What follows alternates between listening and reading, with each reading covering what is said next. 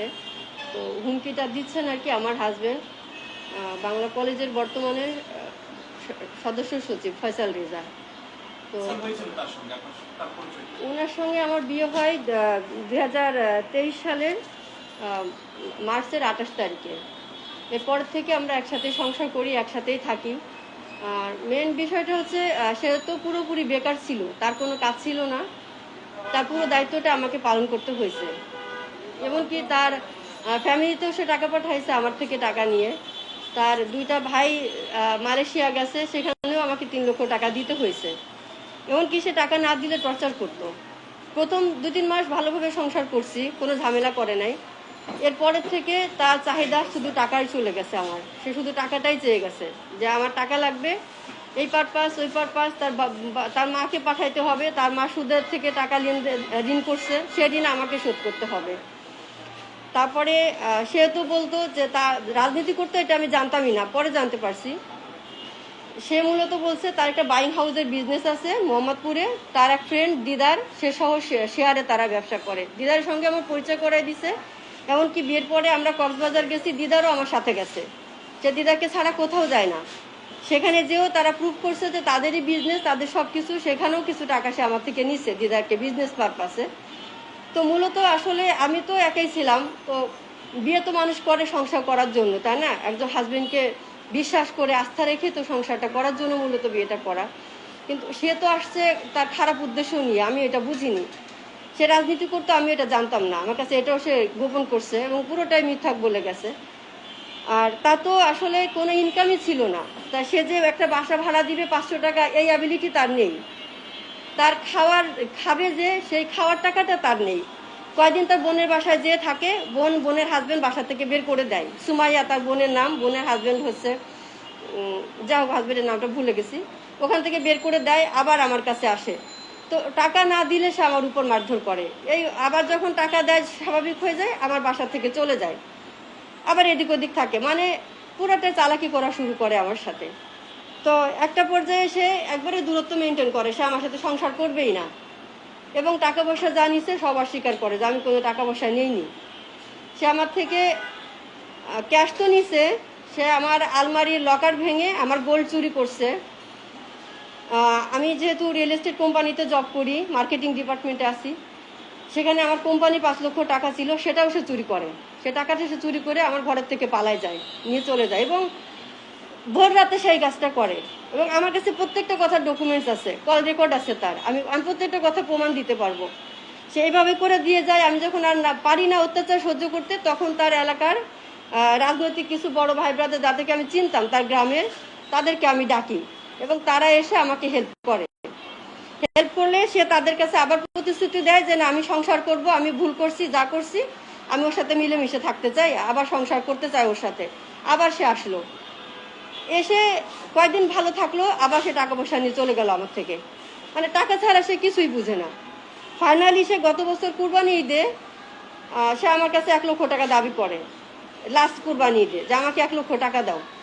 আমি ওই মুহূর্তে 1 লক্ষ টাকা কোথেকে দিব? সবসময় তো টাকা থাকে না ভাইয়া। আমি যে টাকাগুলো ইনকাম করছি, জমা করছি, তার সব কিন্তু সে নিয়ে গেছে, একেবারে আমাকে নিঃস্ব করে দিচ্ছে সে। মানে আমি যখন ঘর ভাড়া দিয়ে থাকবো, আমার এই অ্যাবিলিটিটা এখন নাই, সিচুয়েশনটা এই পর্যায়ে গেছে। তো আমি টাকাগুলো দিতে পারি নাই। 1 সপ্তাহ সে আমাকে অনেক টর্চার করছে, মারধর করছে। পরবর্তীতে আমি তাকে 50 লক্ষ টাকা অ্যারেঞ্জ করে দেই। সে 50,000 টাকা অ্যারেঞ্জ করে দেই কুরবানি ঈদে। ওই টাকা দেওয়ার পরে সে আবার আমাকে বলে যে আমার ঈদের শপিং লাগবে, আমার ঈদের শপিং করে দাও। আবারও সে 25,000 টাকা নিয়ে বসুন্ধরা যায় শপিং করতে। শপিং করে সে ওই টাকা নিয়ে ঈদে বাড়ি গেল। বাড়ি যাওয়ার ঈদের পরের দিনে আমার তার গ্রাম থেকে ফোন আসলো, একটা মেয়ে ফোন দিয়ে বলতেছে, আপনি কি শিখা বলতেছেন, ফয়সাল রেজার ওয়াইফ? আমি বললাম হ্যাঁ। বলতেছে, আপু ফয়সাল রেজাকে আসলে আপনাকে বিয়ে করছে? হ্যাঁ, কেন? বিয়ে তো অবশ্যই করছি, সে আমার হাজবেন্ড না। বলতেছে সে তো আমার বান্ধবীকে বিয়ে করার জন্য আসছে, তার ফ্যামিলির ইয়ের থেকে সে বিয়ে করতে আসছে। তো আমরা এই ব্যাপারে খোঁজ খবর নিতে, আপনার কথা যেহেতু তাদের গ্রামে সবাই জানে, তার গ্রামের চেয়ারম্যান মেম্বার যারা আছে মূলত সবাই আমার বিষয়টা জানে, তাদের থেকে আমার ফোন নাম্বার তারা কালেক্ট করেছে, যার সত্যতা নিশ্চিত করে তারা আর বিয়েটা করে নাই। তো আমি ফয়সাল রেজাকে ফোন দেই যে তুমি বিয়ে করতে পারি গেছো আমার টাকা নিয়ে, এটা কোন ধরনের বিহেভিয়ার আমার সাথে করতেছো তুমি?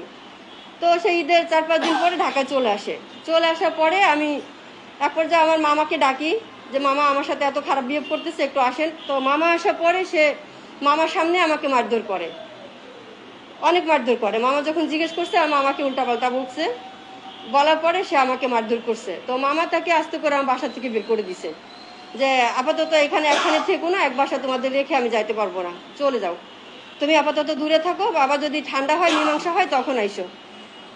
তো আসা ওইভাবে সে মামা ওকে নিয়ে গেল রাতের বেলা। নিয়ে যাওয়ার পরে সে কিছুদিন থাকার পরে আর কি, বাইরে থাকার পরে তো মূলত তখনও যোগাযোগ ছিল আমার সাথে, যোগাযোগ করতো, বাসায় আসতে গেছে। যখন কিনা এই পর্যায়ে থেকে আগস্টের 5 তারিখ আসলো, 5 তারিখে যখন গভর্নমেন্ট চেঞ্জ হলো তখন তার পুরো চেহারাটা আমার সামনে চলে আসছে। 5 তারিখের দিন সকালবেলায় সে আমার থেকে টাকা নিছে, তা তো বাইরে আসার টাকা নেই। সকালবেলায় সে আমার থেকে টাকা নিয়ে বাইরে আসছে, সে মিরপুর যাবে, আমার থেকে টাকা 2000 টাকা নিয়ে সে মিরপুর আসছে খরচ হিসাবে। বিকেলবেলা হইতে না হইতে সে আমাকে আর চিনে না, কোনোভাবে সে আমাকে চিনতেছে না। ফোন দিলে গালিগালাজ করতেছে অকথ্য ভাষায়। সে ততক্ষণে মিরপুর গেছে, বাংলা কলেজে গেছে, কলেজে হলটল দখল করতেছে, মানে সে এখন নেতা হয়ে গেছে আর কি, এরকম একটা। সে আসলে বাংলা কলেজের তখন ছিল সাংগঠনিক সম্পাদক, ছাত্র দলের, বাংলা কলেজের ছাত্র দলের সাংগঠনিক সম্পাদক ছিল। আর এখন হচ্ছে সে সদস্য সচিব, বাংলা কলেজের রানিং সদস্য সচিব। তো ওইটা যাওয়ার পরের থেকে সে আমার কাছে খুব খারাপ বিহেভ করে। আর তার আসলে বিভিন্ন বয়সীর মহিলাদের সঙ্গে 55 বছর 60 বছর বয়স, এমিলি নামে একটা মহিলা আছে, খিলগাঁও থাকে, তার ওইরকম 45-40 বছর বয়স। সে সমস্ত মহিলাদের তার মানে ওর বিজনেসই এটা, বিভিন্ন মহিলাদের সাথে সে সম্পর্ক করবে, তাদের থেকে টাকা পয়সা নিয়ে ও চলবে, ওর আর তো কোনো ইনকাম নেই। আমি যে বিয়ে করছি, আমি তো করছি বিপদে বিয়ে করে, আমি তো এখন সামাজিক মর্যাদা নিয়ে সরতেও পারি না, কিন্তু তার সমস্ত খরচ দিয়েও আমি তাকে আটকায় রাখতে পারি না। টাকা পয়সাও নিবে, তার পকেট খরচ নিবে, তার খাওয়া দাওয়া, তার ডেলি 500-1000 টাকা আমাকে দিতে হয়। রাজনৈতিক হুমকি সে আমাকে দিচ্ছে। এখন সে আমি আসতেছি 5 তারিখের পরের থেকে, যখন গভর্নমেন্ট চেঞ্জ হইল তো আমাকে মারধর করলো। তো আমি একটা পাইলাম যে সেরকম একটা বয়স্ক মহিলার সাথে তো আগে থেকে রিলেশন, ওই মহিলার বাসায় গেছে, সে বার্থডে করছে, 31 আগস্টের বার্থডে, ওখানে কি বার্থডে করছে, পার্টি টার্টি করছে। তো তখন আমি ফোন দিলাম যে তুমি এগুলি করতেছো, তোমার কারণে তুমি কখনো ভালো হবে না, মানুষ এত খারাপ হয় কি করে। তো সে আমাকে গালিগালাজ করলো, আমি তোর সাথে সংসার করবো না বলছি, আবার আমাকে ফোন করিস কেন। তো তখন আমি একটা লিখিত অভিযোগ আমি বিএনপি পার্টি অফিসে নিয়ে আসি, আমার বিয়ের কাবিননামাটা আমার সহ লিখিত অভিযোগ আমি ছাত্রদল কেন্দ্রেতে আর কি, কেন্দ্রে আমি অভিযোগটা করি, মূলত কেন্দ্রে অভিযোগটা করি। সেটা আমি অভিযোগটা যখন করছিলাম থেকে নাসির ভাই ছিল, রাকিব ভাই ছিল, ওনারা ছিল আর কি, ওনাদের কাছে আমি অভিযোগটা করি। রাকিব ভাই বললো যে আমি এটা খোঁজ নিয়ে আপনাকে জানাচ্ছি। উনি হচ্ছে রাকিব ভাই ছাত্র দলের কেন্দ্রীয় সভাপতি রাকিব ভাই, আর সহ সভাপতি মনে হয় নাসির ভাই, সেক্রেটারি নাসির ভাই, ওনারা ছিলেন, জাহাঙ্গীর ভাই ছিলেন। ওনারা পজিটিভলি নিছেন, ওনারা যথেষ্ট আমাকে হেল্প করেছেন, জানে, সিনিয়ররা মেবি জানে। তো আমি যখন বললাম, পরের দিনে ফয়সাল রেজা আমার হাজব্যান্ড আমার মামাকে ফোন দিয়ে বলল যে মামা আপনার ভাগ্নি আমার অফিসে, বিএনপি অফিসে যে আমার দলের ছাত্র দলের সভাপতির কাছে কমপ্লেন করছে, আমি আপনার মেয়েকে যেখানে পাবো টুকরো টুকরো করে কেটে ওর লাশটা আমি কুকুর দিয়ে খাওয়াবো, আপনি আপনার মেয়ের লাশটা রিসিভ করার জন্য রেডি থাকেন। তো তখন মামা বলতেছে তুমি অফিস থেকে বের হয়ে যাও। আমি আসলে বের হইনি, আমি ভাবছি যে হয়তো আসবে না, এমনি বলতেছে। এর 1 ঘন্টা পরেই ও 10-12 জন গুন্ডা পান্ডা নিয়ে আমার অফিসে আসছে, আমাকে অ্যাটাক করছে।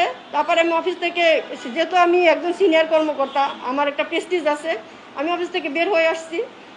ওর সামনে এসে আমাকে 4-5টা বাইক নিয়ে আমাকে রাস্তায় আগলা দিছে, যাইতে দিবে না। তখন আমি রাকিব ভাইকে ফোন দিলাম, এটা হচ্ছে আপনার সেপ্টেম্বরের 4 তারিখে, 24শে সেপ্টেম্বরের 4 তারিখে। তো আমি ফোন দিলে রাকিব ভাই কথা বলে যে তোকে না আমি মানা করছি, ওটা ঝামেলা করবি না, কেন করতে গেছিস। রাকিব ভাই সবসময় পজিটিভলি আমার বিষয়টা নিছেন, উনি যথেষ্ট হেল্প করছেন আমাকে। তো তারপরেও হুমকি টামকি দিয়ে চলে গেছে, এই পর্যায়ে আছে। তো ও সব সময় আমাকে বলে যে আমাকে ডিভোর্স দিতে বলে, আমি ওর তাকে ডিভোর্স দিয়ে দিব, না হলে আমাকে মানে মারার হুমকি সবসময় জন্য, শুধু হুমকি দিয়ে সে থামে নাই, সে কিন্তু আমাকে কয়েকবার অ্যাটেম্প্ট নিছে খুন করার জন্য। তার সাথে কিছু ছেলে পেলে থাকে, তার ছোট ভাই বলে রাজনৈতিক ভাষায়, ওরা আমাকে ফোনে অকথ্য ভাষায় গালিগালাজ করছে। এবং এই ছেলেগুলো প্রত্যেকটা আমাকে যতবার আক্রমণ করছে, এই ছেলেগুলোই আমার ওর সাথে আছে এবং আমার বাসায়ও গেছে, আমার বাসায় গেছে, আমাকে অ্যাটাক করছে। তখন কিন্তু আমি সিসিটিভি ফুটেজটা রেখে দিছি যে কে কে আমার বাসায় গেছে। সেদিন অনেক মারধর করছে। যে যখন ওর রাজনৈতিক পদটা যেদিন ঘোষণা হবে, এর আগেও ডিভোর্স দিয়ে ফেলছে, আমি জানি না, গোপনে ডিভোর্স দিছে। ডিভোর্স দেওয়ার পরে আবার 1 মাস পরে সে নিজে ডিভোর্সটা উইথড্র করছে। আমি জানি না, আমার কাছে কাগজটা আসে নাই, আমি পাই নাই। এই যে আমার কাছে ডকুমেন্টসগুলি আছে। সে 1 মাস পরে, ডিভোর্সের 1 মাস পরে সে ডিভোর্সটা সে নিজেই উইথড্র করছে। উইথড্র করে সে পরবর্তীতে হয়তোবা যে আমার এটা নিয়ে ঘটনাটা বাংলা কলেজে অনেক আন্দোলন হয়েছে তার বিরুদ্ধে, যে সে তো বিবাহিত, সে ছাত্র দলে কিভাবে নেতৃত্ব দিতে পারে, সে তো পারে না এটা করতে। তার এগেনিস্টে যারা আছে তারা এটা করছে। তো কোনো কারণে যায় না, যেদিন তার ডিসেম্বরে যখন ছাত্রদলে কমিটি ঘোষণা করবে নতুন করে, তখন সে আমার বাসায় যায়। হঠাৎ করে বিকেলবেলা আমার অফিসে গেছে, অফিসে পায় নাই, তো আমার বাসায় গেছে ওইগুলোর সাথে নিয়ে, যেগুলো যারা ওর সাথে থাকে। আমি চাইলে নাম বলতে পারি যদি চান, বা ফোন কল রেকর্ড আমি দিতে পারি সবাইকে, যে কে কে আমাকে কত ধরনের বাজে বাজে হুমকি দিছে, মেরে ফেলার হুমকি দিছে। বলে যে এখন বিএনপি দেশ চালাচ্ছে, বিএনপির হাতে রাষ্ট্র ক্ষমতা, আপনি আইন আদালতে গেলেও বিচার পাবেন না। আর আমি তো আসলে একা থাকি বলতে আমার তো বাবা নাই, আমার বড় ভাইও নাই। আমি আমার বোনের সাথে থেকে চাকরিটা করতাম। ফয়সাল রেজার সাথে বিয়ে করার পরে আমি ও বাসা নাই, ওর এনআইডি নিয়ে বাসা ভাড়া নিছে। ওইভাবে তো তখন থেকে 3 বছর সংসার করছি ওর সাথে।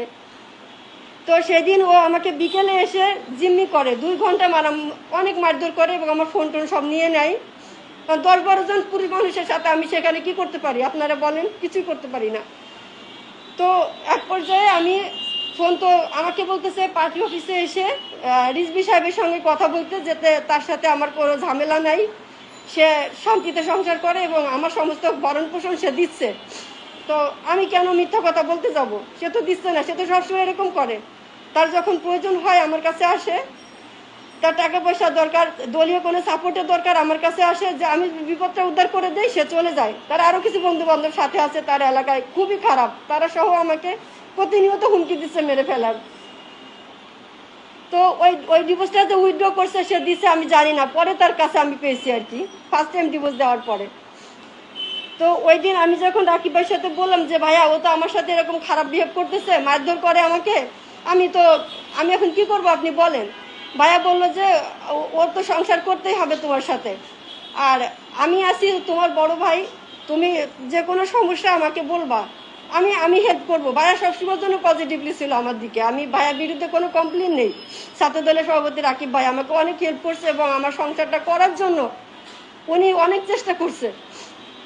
ফাইনালি যখন আমি ওই দিন ভাইয়ের সাথে কথা বলার পরের দিনে ওকে কমিটিতে রাখলো, সদস্য সচিব পদটা দিল।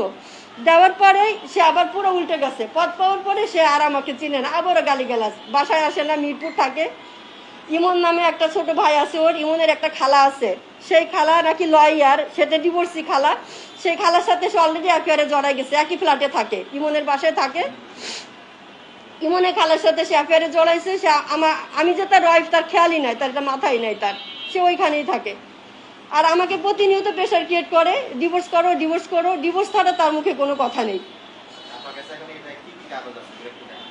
আমার কাছে এখানে এখন আমি চাচ্ছি আমার জীবনের নিরাপত্তা। সে তো ডিভোর্স দিছে, দেওয়ার পরে 2 মাস পরে সে আবার আমাকে ডিভোর্স দিল। একটা মানুষের সে কত ধরনের বেইমানি করতে পারে আপনারা যদি একটু বলেন। আমি একটা মেয়ে হয়ে একটা পুরুষের 3টা বছর তার দায়িত্ব নিয়েছি, তার ফ্যামিলির দায়িত্ব নিয়েছি হিসাবে। আমি যেটুকু সঞ্চয় করছি আমার সমস্ত সঞ্চয় সে নিয়ে গেছে। হ্যাঁ, সে আমাকে সবসময় বলে যে, এবং তার ছোট ভাই যেগুলি ওরা আমাকে বলে, মীর দাদা নামে একজন আছে জগন্নাথ ভার্সিটি, সেও বলছে যে এখন তো দেশ চালায় বিএনপির হাতে সব কিছু, তো আপনি কোথাও কমপ্লেন করে কিছুই আমাদের করতে পারবেন না। এবং ফয়সালের কথায় পল্টন থানার পুলিশ উঠা বসা করে। ও যে আমাকে খুন করতে আসছে, আমি ওই থানায় জিডি করছি, আমি জিডি কপি নিয়ে এসেছি। ওরা সবাই একই হুমকি দেয় যে পুলিশ ওদের কথায় ওঠা বসা করে, ছাত্র দলের কথা বাইরে কোনো পুলিশ কোনো কাজ করবে না, আমার কোনো প্রোটেক্ট কেউ দিতে পারবে না, এবং ওরা যে কোনো সময় চাইলে আমাকে মেরে ফেলতে পারে। আমি আইনের আশ্রয় নিয়ে, যে আমার কাছে কমপ্লেন আছে, আমি জিডি করছি, থানায় জিডি করছি। বা শারীরিক আঘাত করেছে, এত কিছু করার পর আপনি জিডি কেন মামলায় যান নাই কেন? মামলায় যায় নাই কারণ আমি তো চেয়েছি সংসারটা করতে। যখন আমি একটা স্টেপ নিতে গেছি তখন সে আবার এসে নমনীয়তা দেখাইছে, এমনকি শুধু ফয়সাল না, রিকোয়েস্ট করছে যে বাবা একটু ধৈর্য ধরে থাকো, নিয়ে আসবো। তো সেখানেও তারাও শুধু মিথ্যা আশ্বাস দিয়ে গেছে। ফাইনালি তারা আবার আমাকে ডিভোর্স করেছে এবং সেটা ফোর্স করে আমাকে ডিভোর্স করেছে। এখানে আমি সেখানে আমার কল রেকর্ড আছে, আমি বারবার বলছি যে আমাকে জোর করে ডিভোর্স করানো হচ্ছে। আমি তো ডিভোর্স চাইনি। ডিভোর্স কে চাই বলেন? আমি একটা মেয়ে, আমি কেন আমার হাজব্যান্ডের থেকে ডিভোর্স নিব? এখন তার প্রয়োজন পড়ে গেছে, সে এখন তার দল ক্ষমতায়, তার ভাষা এটা যে আমার দল ক্ষমতায়, আমি বিএনপি দেশ চালাচ্ছে, আমার এখন তোমার মতো ওয়াইফ দরকার না, আমি আমার মতো করে আমার ফিউচার গড়ে নিব। আমি, ওর পেশা হচ্ছে রাজনীতি, ওর রাজনীতি পেশা, যেহেতু ও বিবাহিত, এটা জানলে ওর রাজনীতি পেশা হিসাবে নিচে যেত, এটা সে থাকবে না। এটা সে ভয়ে সে আমাকে আবারও ডিভোর্স দিছে। পদ পাওয়ার জন্যই আমাকে তালাক দিয়েছে এবং দুইবার দিয়েছে। দুইবার সে ফার্স্টে তালাক দিয়েছে পদটা রাখার জন্য, যখন দেখছে এটা ফ্লাশ হয়েছে, সবাই জানে ঘটনা, তখন সে নিজের তালাকটা উইথড্র করে পদটা সে যখন পেয়ে গেছে ডিক্লেয়ার দিছে দল থেকে, এরপরে সে আমাকে আবারও ডিভোর্স দিছে। এবং এর থেকে কত জঘন্য জঘন্য কাজ যে আমার সাথে করছে সব তো আমি বলতে পারি না, এখানে তো সব বলা যায় না। আমার কাছে সে ডিভোর্সের পেপারসগুলি আছে, তারপরে আমি যে অভিযোগগুলি করছি সেগুলি লিখিত আকারে আছে। সে দুবার ডিভোর্স উইথড্র করতে দিতে, সেটা পেপারস আছে। আর আমি এখন বিএনপির ভাইস প্রেসিডেন্ট তারেক রহমানের দৃষ্টি আকর্ষণ করছি যে ভাইয়া, আমি খুবই বিপদগ্রস্ত হয়ে গেছি, আমার জীবনটা নিয়ে আমি খুবই বিপদে আছি। আমি অফিস করতে পারতেছি না, আমি চাকরি করতে পারতেছি না, আমি বাইরে বেরোতে পারতেছি না, আমি যে একটা বাসা নিয়ে থাকবো সেটা পারতেছি না। এমনকি আমার ফোন নাম্বারটা বিভিন্ন আজেবাজে সাইডে এসে সেন্ড করে দিচ্ছে। সত্যি কথা ভাই, আমি দেখাইতে পারবো, খুব বাজে বাজে জায়গা থেকে ফোন আসে আমার ফোনে। এখন আমি সেটাও কিছুই করতে পারতেছি না, আমি এখন রাস্তায় বেরোতে পারি না, প্রতিনিয়ত আমাকে মেরে ফেলার হুমকি দিচ্ছে। এখন আমি আমার জীবনের নিরাপত্তা চাচ্ছি, বাংলাদেশ গভর্নমেন্ট বলেন আর ভাইস প্রেসিডেন্ট তারেক রহমানের দৃষ্টি আকর্ষণ করছেন, বিশেষ করে যে দলীয় পাওয়ারে সেই কাজটা করতেছে। আমাকে প্লিজ আপনারা হেল্প করেন।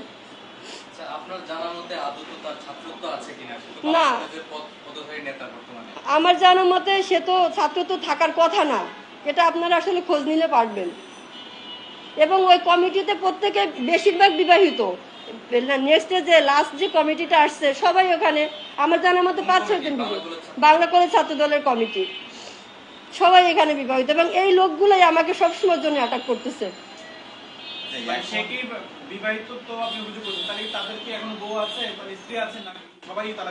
না না, সবাই তো সংসার করতেছে এবং কেউ কেউ ঝামেলাও করতেছে, তাদের ওয়াইফরাও আমার সাথে যোগাযোগ করে। একজন তো প্রেগনেন্ট, সে মেয়েটা সারাক্ষণ ফোন দিয়ে কান্নাকাটি করে, দিগন্তের ওয়াইফ। যাই হোক, হ্যাঁ।